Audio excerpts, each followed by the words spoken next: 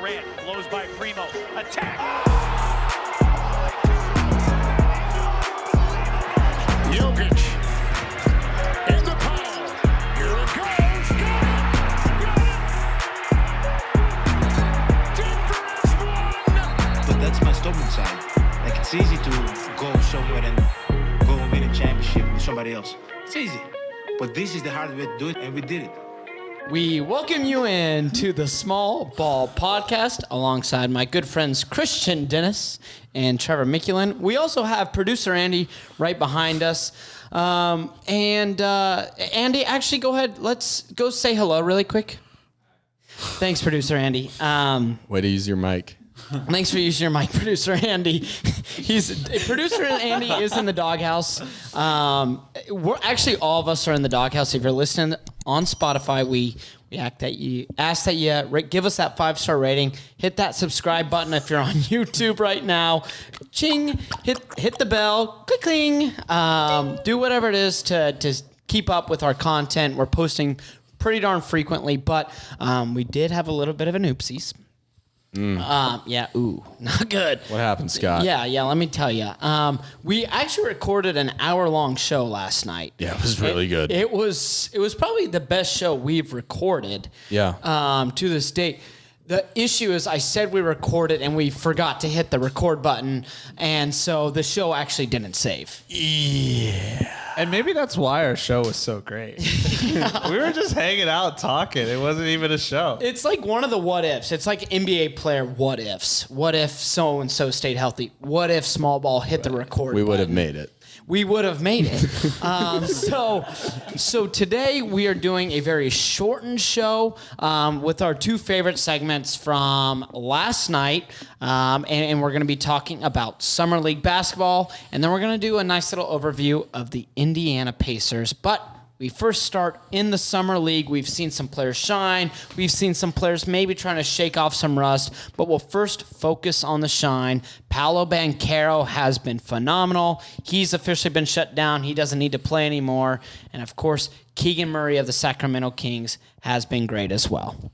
Yeah, Keegan has looked so good. The thing that stood out, I mean, obviously his shooting, but the guy's rebounding the ball really well. He's super efficient, and that's been so fun to watch because Summer League ball, I kind of expected to see a ton of shot attempts for him, and he's hovered around, I believe, like 12, sometimes even less than that, attempts per game, and he shot the ball really well. He's even creating off the dribble. He's shown flashes that he's able to put the ball on the floor and hit step backs, hit mid-range pull-ups after spinning off a defender that we didn't, honestly, as a Kings fan, I did not expect to see coming from Keegan. I was expecting to see a guy who's going to play all right defense, rebound the ball, and hit open threes, but he's showing flashes of being much more than that and doing it at such an efficient clip. I'm really excited as a Kings fan.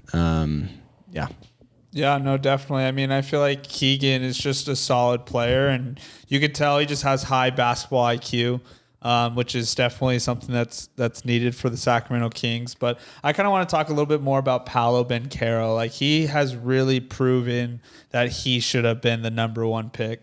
And I love how Orlando, leading up to the draft, was basically didn't let any leaks out that they were going to take Paulo. He is playing like a man amongst boys out there. I'm not surprised Orlando decided to, sit him for the rest of Summer League because he just was kind of dominant. He's just, give me the ball, let me go to work, and I'm just going to score on you. I don't care who you are, which is really cool to see that from a rookie. And I think the Magic have, their number one option now, which is a great place to start. It is, and I think Paulo is a home run pick right off the bat. I love the idea of shutting him down. He did what we expected a number one pick to do in Summer League. He dominated, he played well. And also, you don't want your guy to get hurt. We saw E.J. Lindell go down for the Pelicans, and that's one of those things where in exhibition basketball, when you see a guy get hurt, especially a rookie, it almost kind of tears at you a tad. So Paulo, great. Keegan Murray, you can kind of see the highlights in the background as well. He has been phenomenal. I think for Kings fans, I know it's exhibition basketball, but there is a sigh of relief there as well, because I know there was a lot of talk about Jaden Ivey, but I think Keegan Murray is the absolute right fit. And if you're a Kings fan, you've got to be happy. Yeah, and to go off that, I mean, after draft night, I was one of the fans. I was not happy. I wanted Jaden Ivey. I wanted best player available.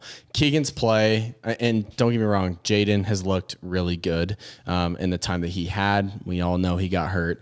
But Keegan Murray does look like a guy who, number one, is going to fit. But, I mean, after seeing what he's done, given it's Summer League, we all understand that.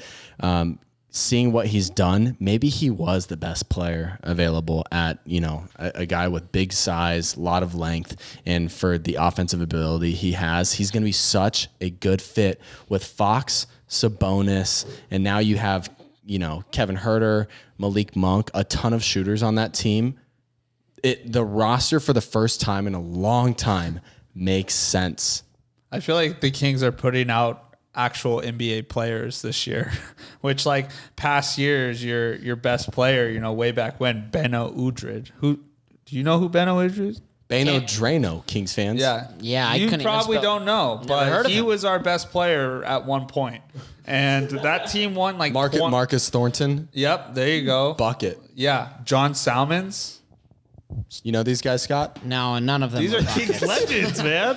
But like honestly, Christian, this team is looking pretty fun to watch. I'm excited as a Kings fan to watch this team. It makes sense. Like the pick and roll between Fox and Sabonis is going to be really fun this year for a whole season.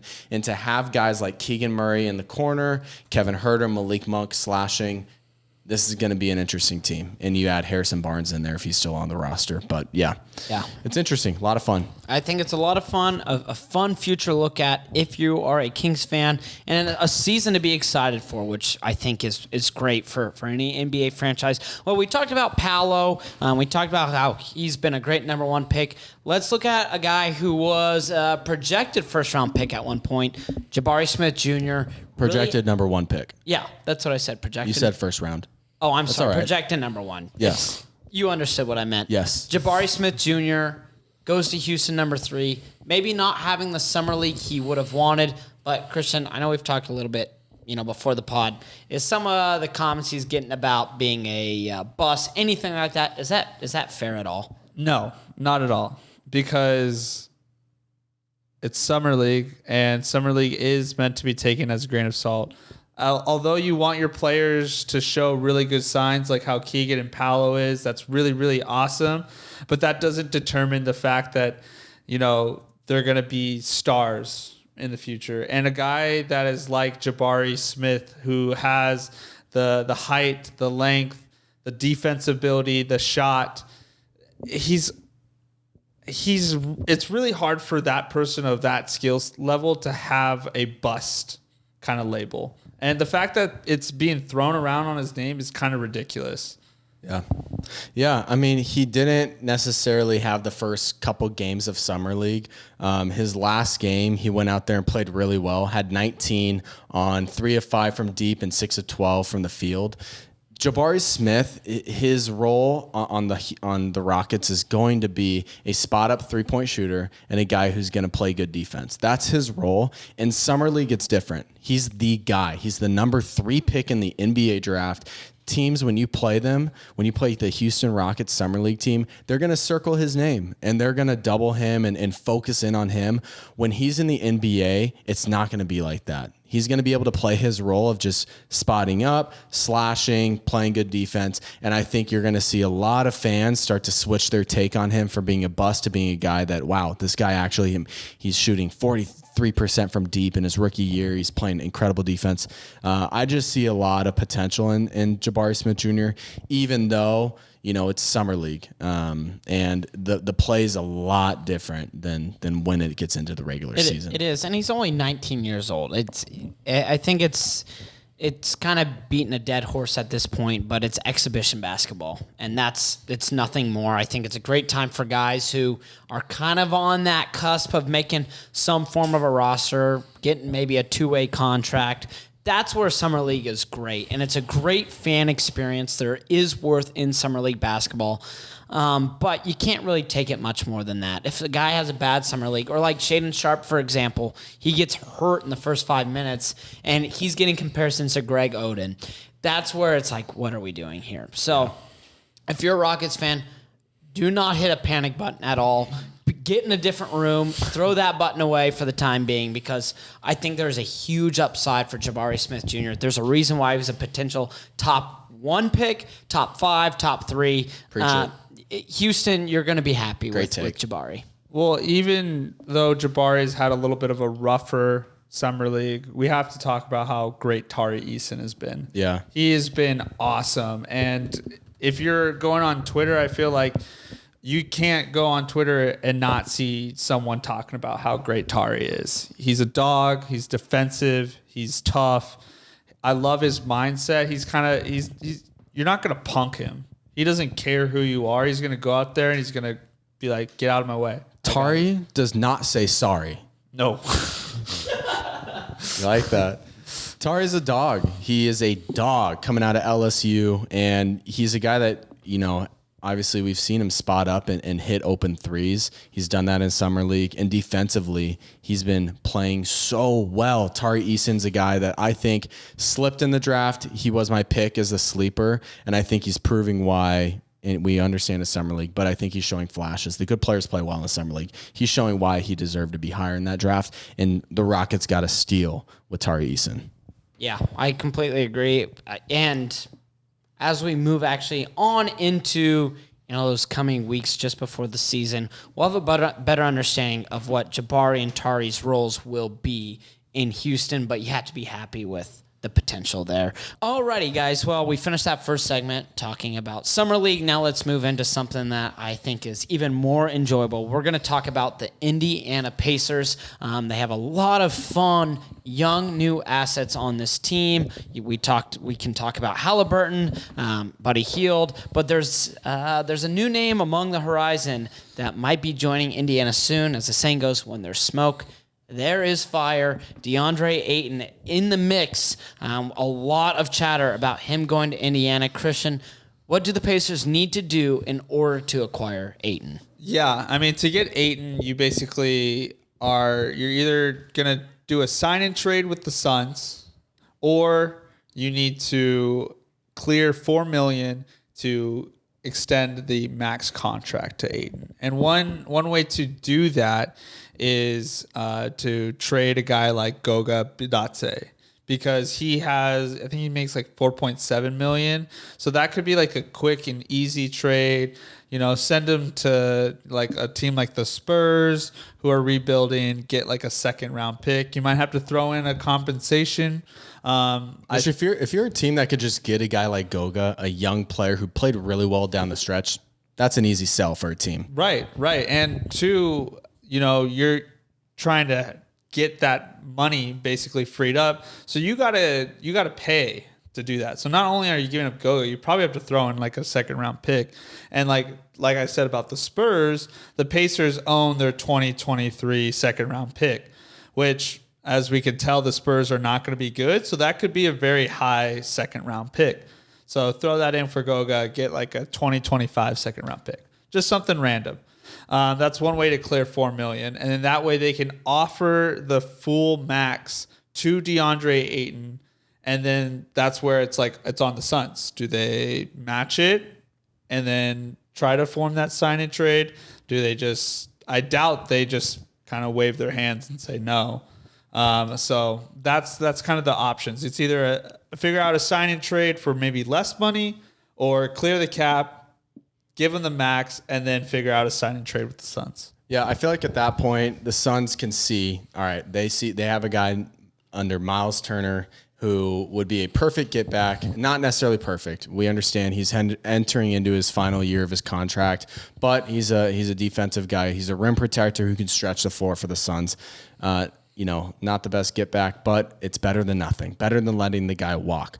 I love the fit in Indiana with DeAndre Ayton and Tyrese Halliburton. You look around the NBA, other than teams like the Warriors, the NBA is very much still a pick and roll league. And imagine a pick and roll with Tyrese Halliburton, who averaged just under 10 assists with the Pacers, a pick and roll with Tyrese Halliburton and DeAndre Ayton, where he's coming off the roll and rolling hard to the rim as a lob threat.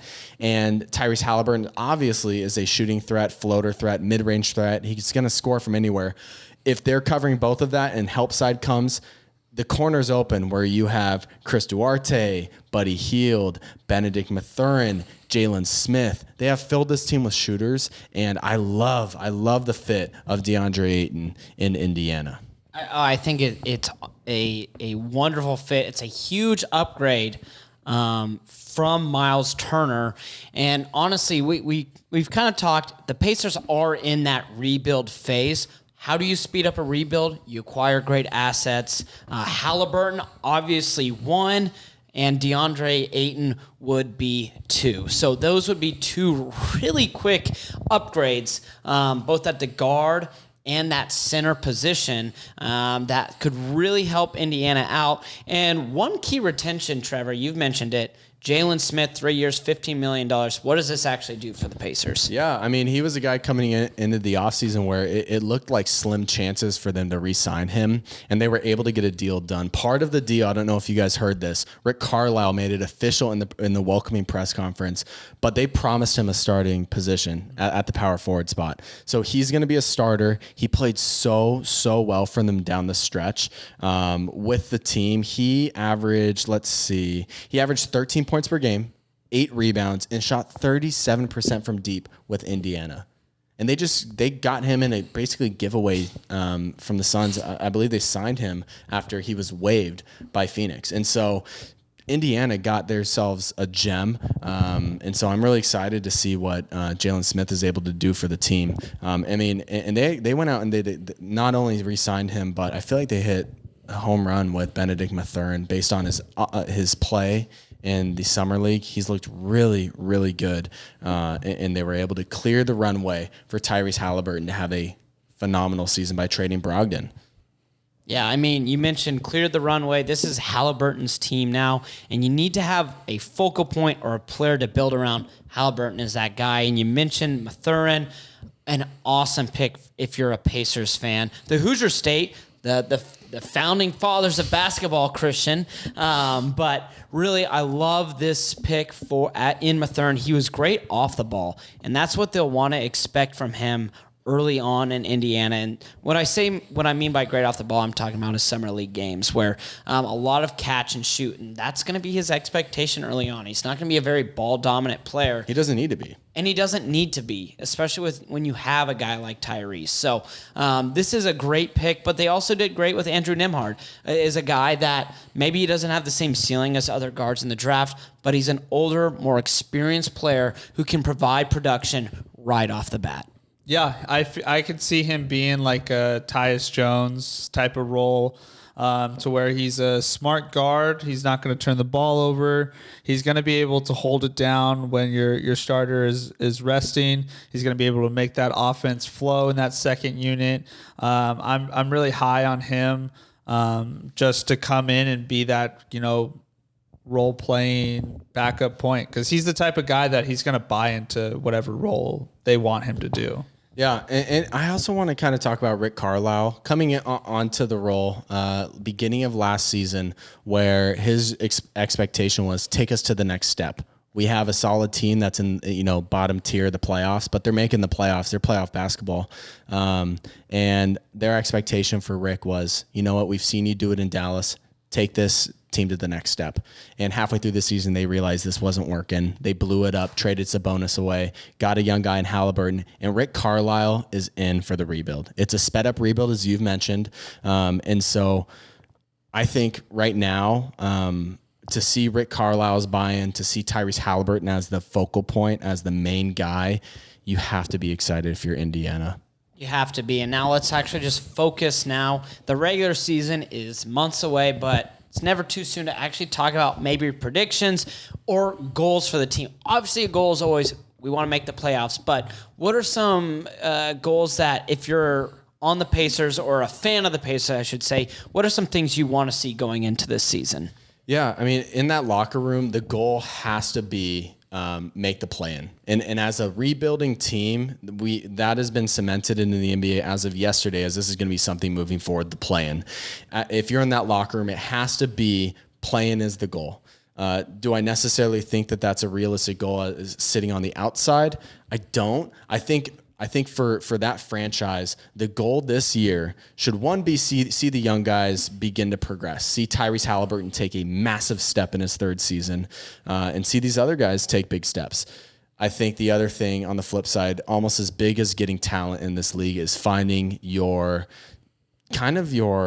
identity as a team. And for Indiana, what is their identity going to be? Is it going to be an incredible offense, lockdown defense, a really fast-paced team? What is it going to be? Indiana needs to figure that out and try to begin to master that craft. That's what all NBA, successful franchises do. What is Indiana's, what's their makeup going to be? What is their, Yeah, and I feel like they have a good core. Even if they get DeAndre Ayton, that's a great foundation to start with, but they have really nice pieces to where they can start to mold that identity, regardless of who their big guy is.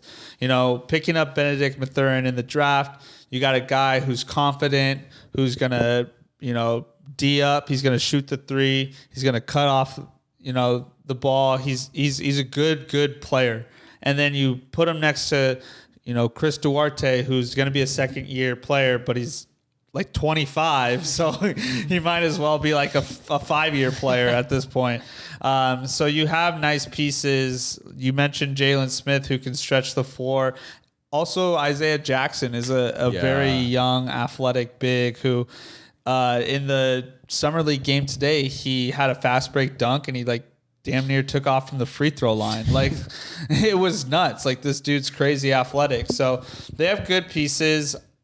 I agree that they should aim for the play-in. I don't necessarily know if they'll make it to the play-in, but what's the harm in trying to get into the play-in? I mean, you might as well, because tanking, you don't always know what's going to happen. So you much rather see progression of your team than just going backwards. Yeah, I think the play-in is such a great feature that the NBA has added. And I also want to see Benedict Mathurin. I want to see him be an all-rookie team. I think this is a rookie class that we hear often about Paulo or Chet, Jabari Smith or Keegan Murray, but this is a chance for him to kind of shine among that group. So that has to be a huge point for Indiana, that development of these younger players, regardless of, like you said, Christian, who's going to be at that center position. I do think if DeAndre Ayton comes into town in a sign and trade, I do see this Pacers team having a chance at being the 10th seed. It would take a bit, but I do think it's possible for the Pacers to be. Okay, this is interesting. So give me the teams that you think Indiana is going to be better than, because I'm sitting on the other end and I don't agree with that. Yeah. But I would love to hear. Let's hear it. Yeah. Fight for me. No, let me fight for you. No, I'm not fighting for you. I'm fighting for the people of Indiana. This is if they get DA. This is if they get DA. If they don't get DA, I don't see them making the play-in. All right.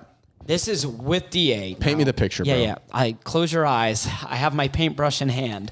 I see them better than the Charlotte Hornets. Yes. Disaster of an offseason. A lot of things that, as an organization, you can't control. I see them being better than Charlotte, unless Charlotte can turn some things around. Wow. I see them better than the New York Knicks. Whoa, Randall? You don't think Randall's going to ball out? And there ain't no stopping Obi Toppin. I do like them better than the New York Knicks. I like them better than the Washington Wizards. The Bradley Beal signing, I can't even put words into it. Just nothing that Washington's doing is making a lot of sense. Rui Hachimura. Rui, of course. No, I like him better than Rui. I would agree. This is where it gets a little interesting. Yeah. They need some things. So they have the two teams ahead of them. worse. And then, of course, Charlotte was the 10 seed last year, better than Charlotte. That also means they need 2 teams below them to be worse, and that is Detroit and Orlando. I think Detroit is going to give them more fits than Orlando. Orlando, I think, is still very much in a development phase. So, Pacer fans, I think that race for the 10 seed, it's going to be with a couple teams, but I think you're going to want to watch Detroit if you want to make it into that play-in. That fight with Detroit's going to be tough because that team is so well built. I would say, I mean, you look at the Eastern Conference playoffs every year, even the West, just in the NBA, there's always a team or two that fall out. There's always going to be that happening. So, you never know what could happen. And it is. Who knows with Brooklyn? Who knows with Brooklyn? What's happening with KD and Kyrie? It's a possibility. And I like that you have that take. I wouldn't put money on it, but I love that you do, Scott. Yeah, that's an interesting take. And I feel like you're kind of downplaying what Orlando can do this year. You bring in a guy like Paulo Bancaro. You have Jonathan Isaac coming back. Franz Wagner. Yeah, maybe. But they were like one of the better teams offensively after the All-Star break. So if they're all clicking and they're all healthy, I don't know. Magic can make some noise to where they're also putting their number definitely in for the play-in. All these teams are so young too, and so it's going to be that game of development, just kind of learning your identity, things like that. All 3 of those teams are in that stage, Orlando, Detroit, and Indiana, where it's figuring out your identity, what we're building around, and what the heck we're going to do to improve moving forward. So it's really exciting stuff. If you're a Pacers fan, This is an exciting time. I know it's in the middle of a rebuild, but rebuilds can still be exciting because you're looking towards the future. So with that being said, alongside Trevor Mickelin and Christian Dennis and our good producer, Andy, I'm Scott Ayers. We say so long for now, and we'll see you next week. Murray Miracle!